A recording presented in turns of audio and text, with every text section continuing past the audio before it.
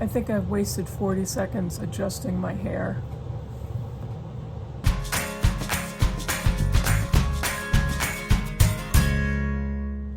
Hey BookTube, it's Kim at Middle of the Book March, and this is my bookish week for Sunday, December 3rd. Now, I'm not kidding when I tell you I never remember the date. I literally sit down in front of the camera and I don't ever check my date until I've already hit the record button and it's time for me to start talking. So that's no joke. That's genuinely me. That's me. This is me. What you see is what you get.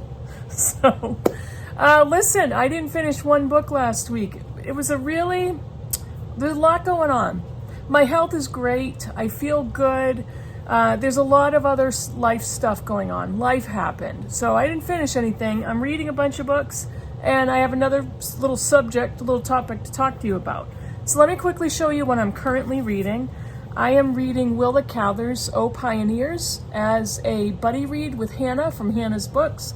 And stay tuned for this one. I will be wrapping this up next week.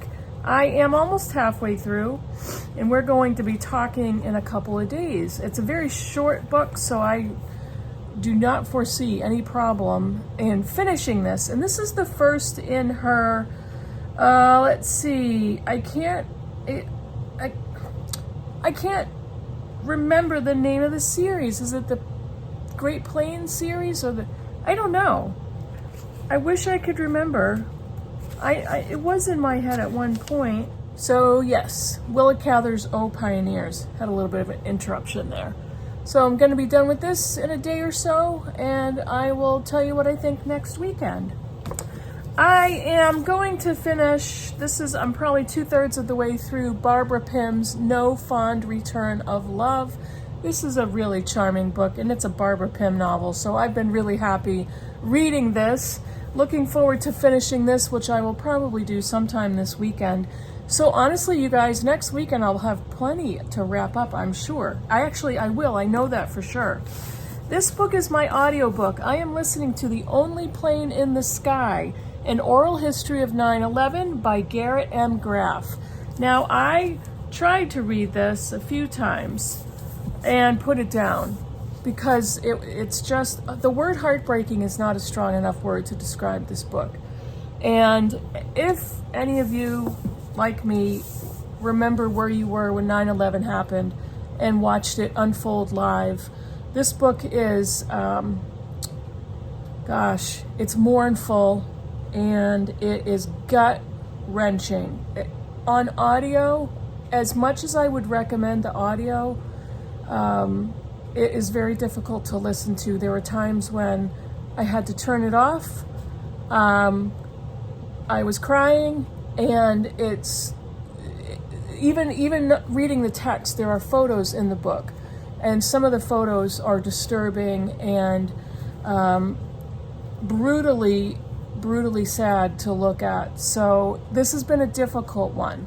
But I did go on a long car ride yesterday, as you're watching this video, and got a lot of this listened to. So I am over halfway through with this audiobook, and I think I will finish it during the week. So I'll have that to wrap up as well. And if I am diligent, I will have this one finished. This is Codebreaker. The Codebreaker by Walter Isaacson. Jennifer Doudna, Gene Editing, and the Future of the Human Race. What a phenomenal woman. What a phenomenal scientist this woman is.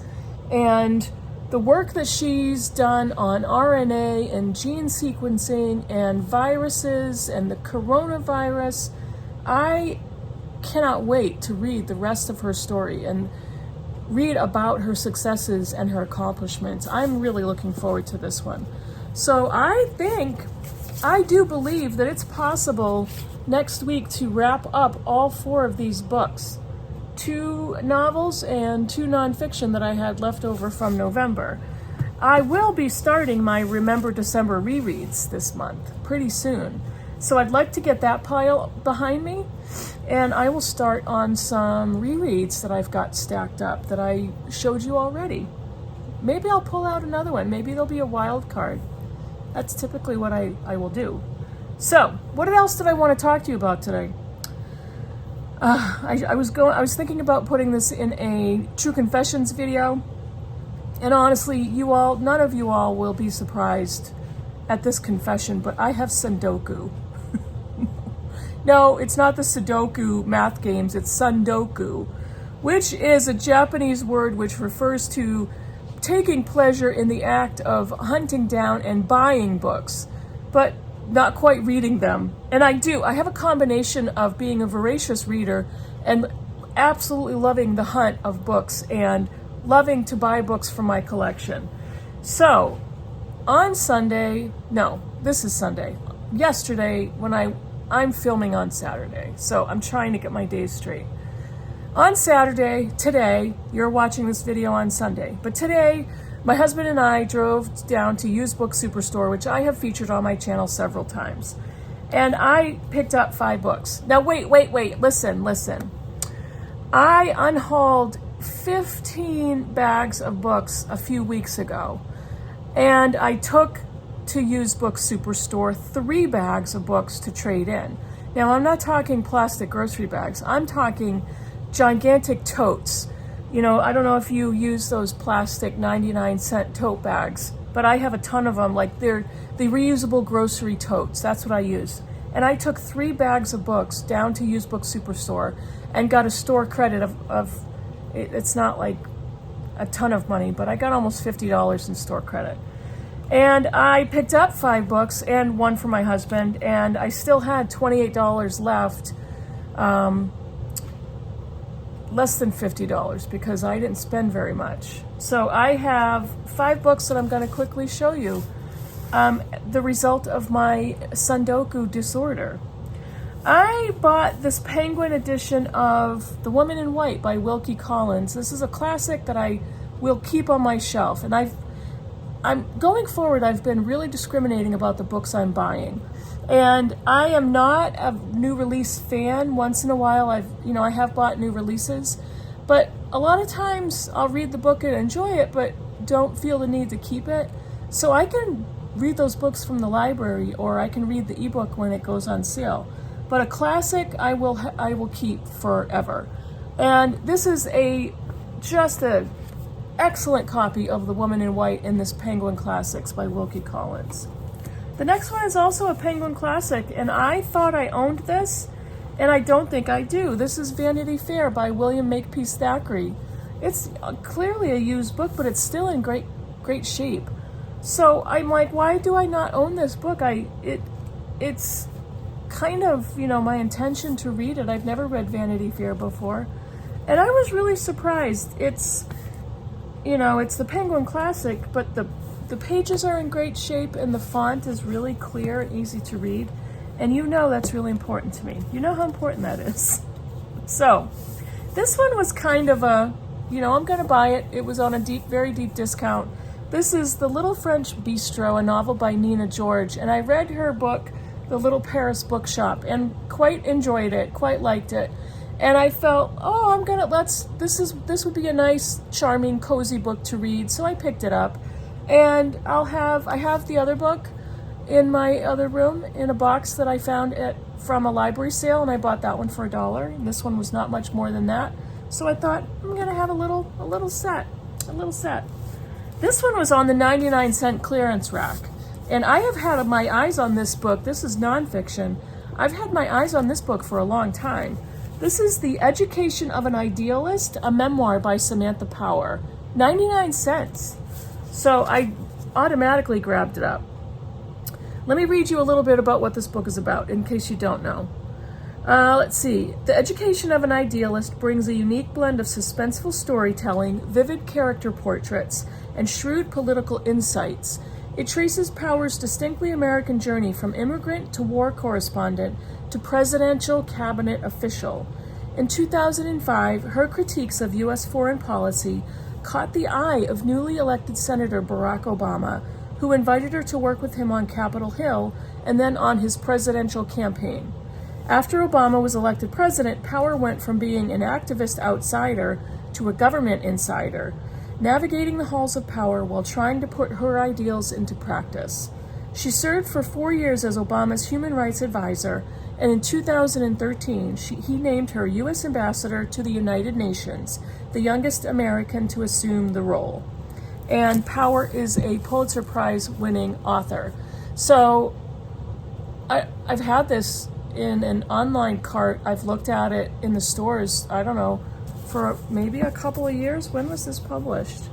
I will find out in just a second when I can get to that page. This was published in 2019. And I didn't know this, but it's signed. I didn't know it when I bought this from the 99-cent clearance shelf that it's signed. So what a jackpot that is. One more book, and this is a book, the newest book from one of my favorite authors. This is The Invisible Hour by Alice Hoffman. And it's in a practically brand new hardcover, which was on a really great sale. And I had another 15% coupon because I donated some books that I could not trade in, so they give you a coupon for those. And I found this one. It's in great shape.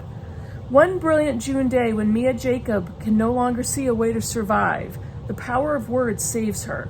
The Scarlet Letter was written almost 200 years earlier, but it seems to tell the story of Mia's mother Ivy and their life inside the community, an oppressive cult in western Massachusetts, where contact with the outside world is forbidden and books are considered evil.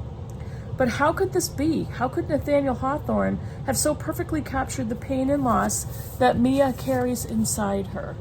And it's a slim little novel, but Alice Hoffman I love her writing. She's a very personal writer, very descriptive, and I've loved everything of hers that I've read, and I was so happy to find this brand new hardcover copy at a used book price of her latest novel. And this one was published in 2023, so it's a brand new book, and I found it at a used bookshop. So that is it. I do have Tsundoku, but I'm being a lot more discriminating, and I want to buy books, my physical books, that I will think I want to keep on my shelf, and or there's at such a deep price discount that I don't mind paying 50 cents or $1 for them, even if I donate them or somehow they don't stay with me. Whoops, it's sliding. But these are the 5 books I bought used on Saturday, and I'm very happy to have bought all of these books. So that is it for me. Stay tuned next week because I am going to have my next video on my book project that I'm going to do, 24 and 24. Wednesday's video is going to be my selection of 12 nonfiction books that I'm hoping and planning to read next year. So stay tuned for that. And then next weekend, I hope I'm going to have these other 4 books all ready to wrap up for you. I'm going to, for sure, have at least 3. And I'd love to finish the Code Breakers by then too. So let me know in the comments below what you think about any of the books I showed you, anything I talked about. Do you have Tsundoku? Let me know in the comments below. And I will see you all in the next video. Bye, everybody.